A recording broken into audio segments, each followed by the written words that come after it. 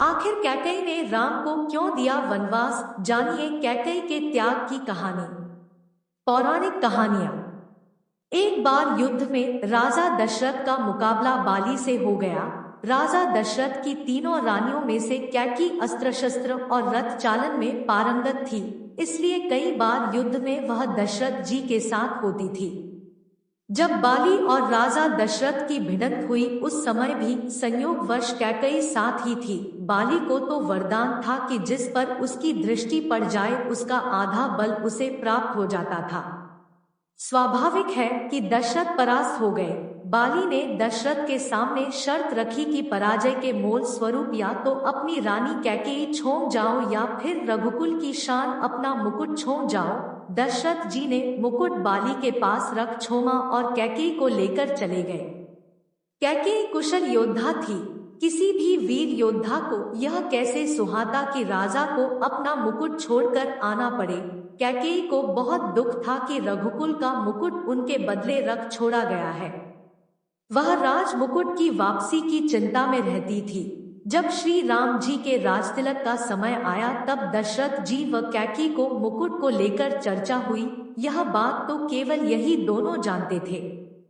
कैकेयी ने रघुकुल की आन को वापस लाने के लिए श्री राम के वनवास का कलंक अपने ऊपर ले लिया और श्री राम को वन भिजवाया।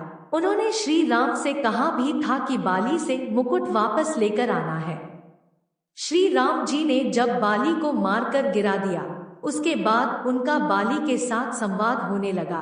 प्रभु ने अपना परिचय देकर बाली से अपने कुल के शान मुकुट के बारे में पूछा था। तब बाली ने बताया, रावण को मैंने बंदी बनाया था। जब वह भागा तो साथ में छल से वह मुकुट भी लेकर भाग गया। प्रभु मेरे पुत्र को सेवा में ले ले, वह अपने प्राणों की बाजी लगाकर आपका मुकुट लेकर आएगा। जब अंगद श्री राम जी के दूत बनकर रावण की सभा में गए, वहां उन्होंने सभा में अपने पैर जमा दिए और उपस्थित वीरों को अपना पैर हिलाकर दिखाने की चुनौती दे दी। अंगद की चुनौती के बाद एक एक करके सभी वीरों ने प्रयास किए परंतु असफल रहे। अंत में रावण अंगद के पैर डिगाने के लिए आया। जैसे ही वह अंगद का पैर हिलाने के लिए झुका, उसका मुकुट गिर गया। अंगद वह मुकुट लेकर चले आए। ऐसा प्रताप था रघुकुल के राज मुकुट का। राजा दशरथ ने गवाया तो उन्हें पीड़ा झेलनी पड़ी, प्राण भी गए।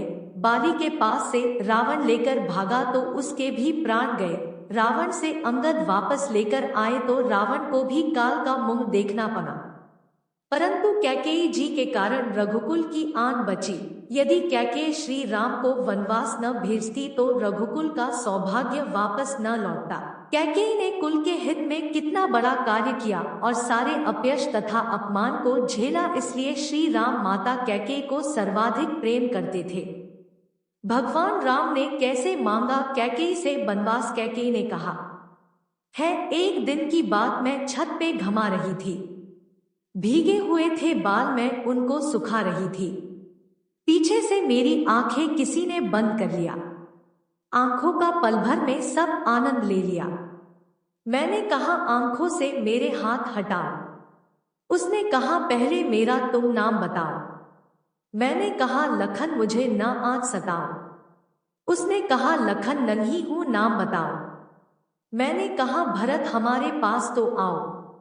उसने कहा, भरत नहीं हूं, नाम बताओ। मैंने कहा, शत्रुघ्न ना मुझको सताओ। उसने कहा, शत्रुघ्न नहीं हूं, नाम बताओ। जो हाथ हटाओगे तो तुम्हें दान मिलेगा। मुंह मांगा आज तुमको वरदान मिलेगा। जो हाथ हटाया तो छवि थी सामने। वनवास का वरदान लिया मांग राम ने।